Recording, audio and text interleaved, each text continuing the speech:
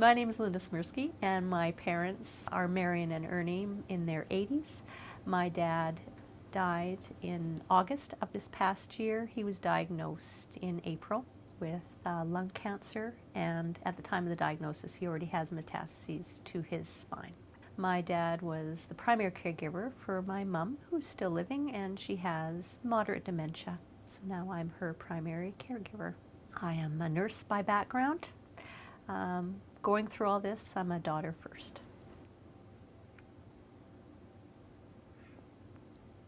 We were able to get his affairs in order with him entirely engaged, which was probably our greatest blessing, because you just, that pressure is on your shoulders to not spend your entire time just grieving and bawling, and though that's entirely what I felt like doing the whole time.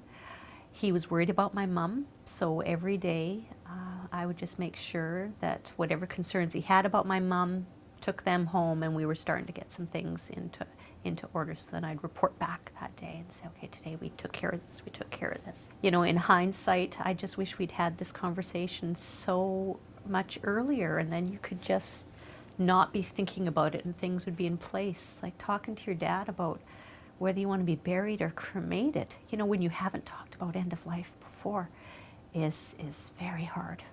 Talking to your mom who has dementia about what she'll need as support once my dad's gone was like something I never want to do again. I never will have to, but you know, it was just timing. Timing, I think, could be improved in some of these situations. So what we're taking away from this is my husband and I have had these conversations. We've set things up. We've talked to our kids because we never want them to go through what we went through.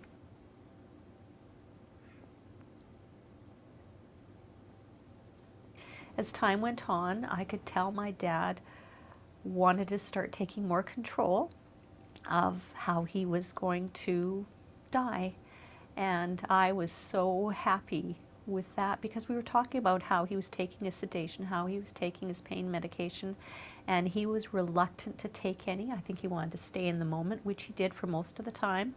But near the end, you could tell the pain was quite bad.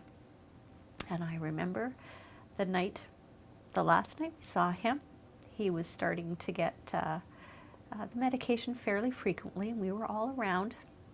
And we talked again. We did our usual check-in. Where's this at? Where's that at? Probably what was the most, now that he knew that my mom was taken care of, she'd been assessed, knew that she was safe at home, knew that, you know, the funeral home was set up, everything, where his ashes were going. His next concern was the cottage, because we were in the flood zone, and all during this time we were trying to save our family cottage. And he looked over at my husband and said, you know, is the cottage still standing? And we said yes. And he says, you do whatever you can to keep it. And you just saw him go, okay, one more thing, check off my list. Our goal was to make sure Dad didn't suffer, and he stayed in charge as long as he could, in a place that he wanted to be, in a state that he wanted to be, you know, as long as he could.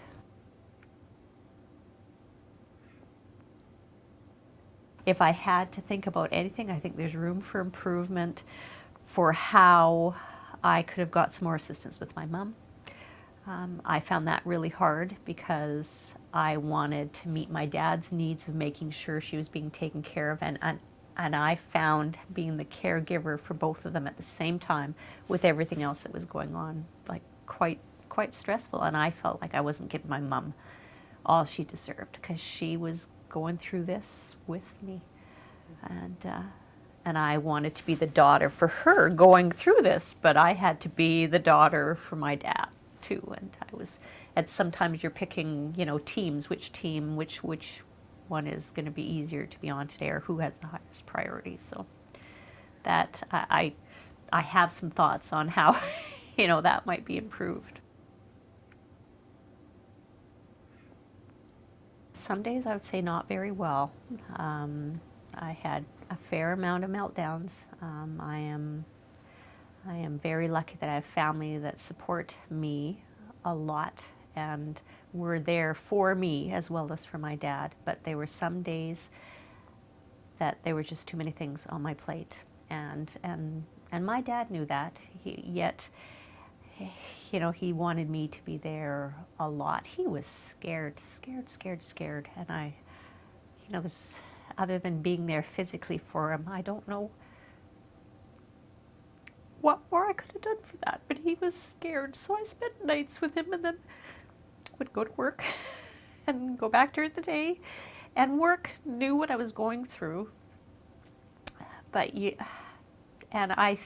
they did work hard for me to give me some flexibility, but I never felt like I could just walk away entirely. I would have taken that time off. I think that would have made the world a difference, because then I could have been there for me and for everybody else and done a way better job of just taking care of everybody, because work is work. And it shouldn't be a high priority when you're going through this. It shouldn't be a high priority anytime. It's work. At the end of the day, that's another thing, you know, that's a takeaway. Work is work, but, you know, you need it to put a meal on the table. Life is never simple. I'm still exhausted, and I think I'll just have to keep taking the time for myself. When I've been to my physician, you know, I say, it's battle fatigue. This last year for you is battle fatigue. You know, your dad, taking care of your dad, the same time knowing the cottage, you know, you could have lost the family cottage. Now being the primary caregiver for my mom, having a family that you're still taking care of, having a job, it's just all of that and more. And I'm waiting for when I wake up one morning and go, oh! So I think it's just how you cope. So developing some coping strategies for how you manage each one of those pieces is really important. How can you do that before something like this happens? Recognizing when you are under some stress, I think, and just dealing with it, because if you just ignore it, when something really bad comes along, it's only going to get increased. And I did make it all the way through, and now I think I am fatigued. I think I put so much energy into making sure I was up all the time, and always ready to give my dad the black and the white, that at the end of the day, I'm a little empty. And that surprises me, because I thought I was pretty strong.